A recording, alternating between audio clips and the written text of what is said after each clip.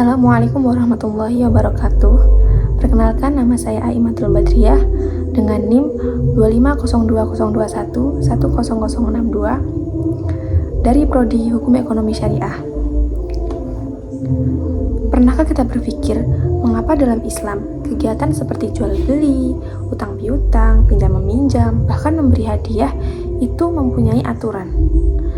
Ternyata Islam bukan hanya mengatur soal ibadah seperti sholat dan puasa, tetapi Islam juga mengatur bagaimana manusia berinteraksi dalam kehidupan sehari-hari agar tercipta keadilan, kejujuran, dan keberkahan. Baik, pada video kali ini saya akan membahas tentang fikih muamalah, yaitu aturan Islam yang berkaitan dengan hubungan sosial dan ekonomi manusia. Materi ini penting dipahami karena hampir setiap hari kita melakukan aktivitas muamalah, seperti membeli barang, meminjam uang, bekerja sama dalam usaha, dan lain sebagainya. Mari kita simak pembahasannya. Baik, yang pertama mengenai landasan fikih muamalah.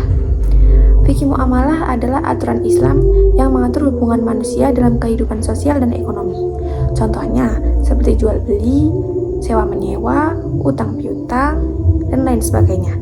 Tujuan adanya aturan ini adalah agar hubungan antar manusia berjalan dengan adil dan tidak merugikan pihak lain.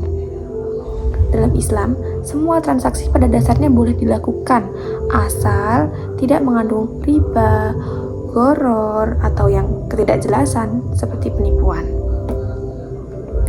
Sumber hukum fikih muamalah berasal dari Al-Quran, hadis, ijma', dan qiyas.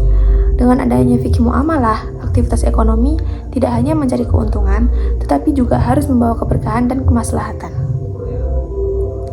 Baik, untuk selanjutnya mengenai konsep akad. Akad adalah kesepakatan antara dua pihak dalam melakukan suatu transaksi. Akad menjadi dasar sahnya suatu perjanjian dalam Islam. Contohnya seperti akad jual beli, akad sewa menyewa, dan akad kerjasama usaha. Dalam akad harus ada kerelaan kedua belah pihak tanpa adanya paksaan. Isi akad juga harus jelas agar tidak menimbulkan perselisihan di kemudian hari. Karena itu, dalam Islam, kejujuran dan keterbukaan sangat penting dalam setiap perjanjian. Baik, untuk selanjutnya mengenai jual beli. Jual beli adalah kegiatan tukar-menukar barang dengan uang atau barang lain berdasarkan kesepakatan bersama. Islam membolehkan jual beli karena membantu manusia dalam memenuhi kebutuhan hidupnya. Namun, jual beli harus dilakukan secara jujur dan terbuka. Islam melarang jual beli yang mengandung penipuan, barang yang tidak jelas, atau merugikan pihak lain. Dalam jual beli juga ada hak hiyar, yaitu hak untuk melanjutkan atau membatalkan transaksi apabila terdapat masalah pada barang. Baik, untuk pembahasan selanjutnya itu mengenai riba.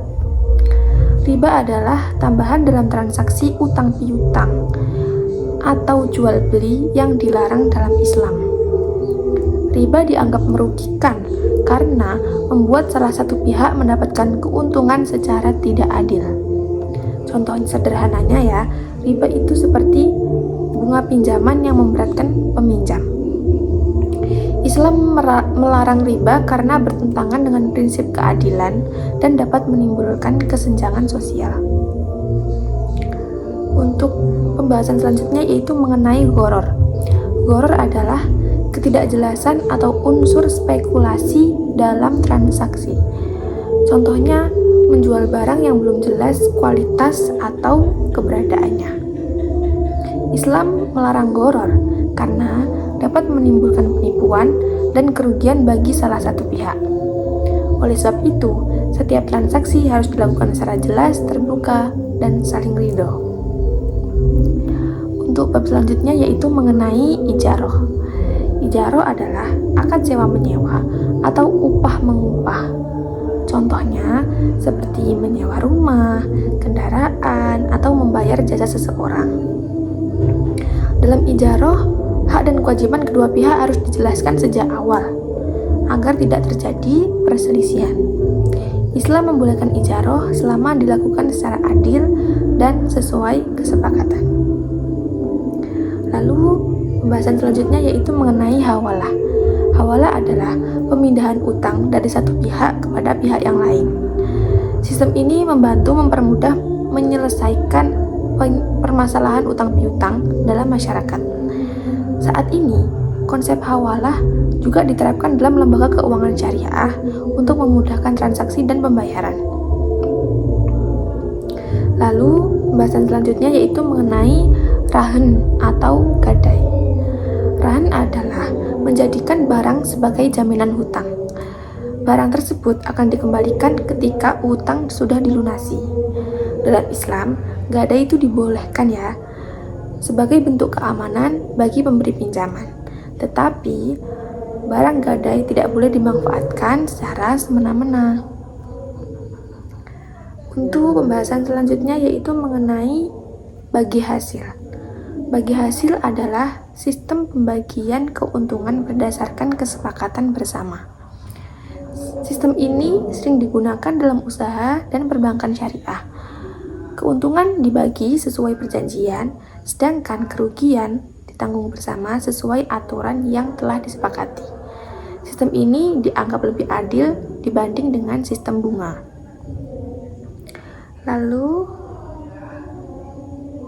penjelasan selanjutnya yaitu mengenai jasa.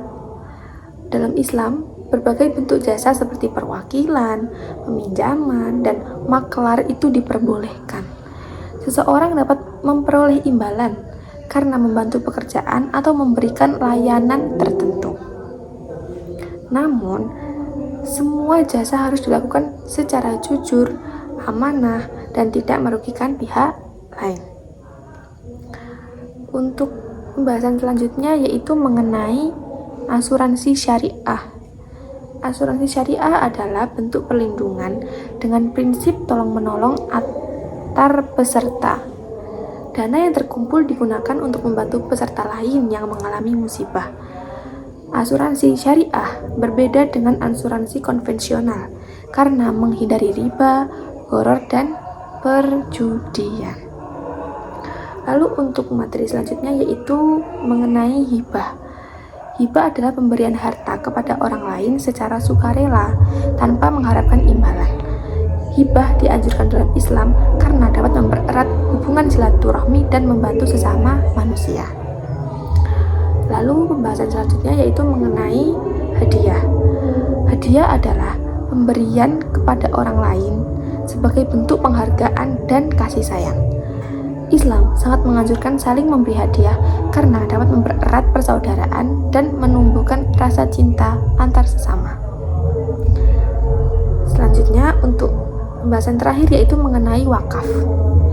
Wakaf adalah penyerahan harta atau kepentingan ibadah pemberian harta untuk kepentingan ibadah atau kesejahteraan umum. Contohnya seperti mewakafkan tanah untuk masjid, sekolah, atau fasilitas umum lainnya. Wakaf memiliki manfaat besar karena pahalanya itu dapat terus mengalir selama masih digunakan untuk kebaikan. Nah, dari pembahasan tadi, kita dapat memahami bahwa fikih muamalah itu mengajarkan bagaimana cara berinteraksi dan bertransaksi secara adil sesuai ajaran Islam. Islam mengatur kegiatan ekonomi agar berjalan dengan jujur, adil, dan saling menguntungkan tanpa adanya penipuan maupun riba. Semoga materi ini dapat menambah pemahaman kita tentang pentingnya menerapkan nilai-nilai syariah dalam kehidupan sehari-hari kita. Terima kasih atas perhatiannya. Mungkin cukup sekian yang dapat saya sampaikan. Saya Imatul Badriah, pamit undur diri. Wassalamualaikum warahmatullahi wabarakatuh. Sampai jumpa.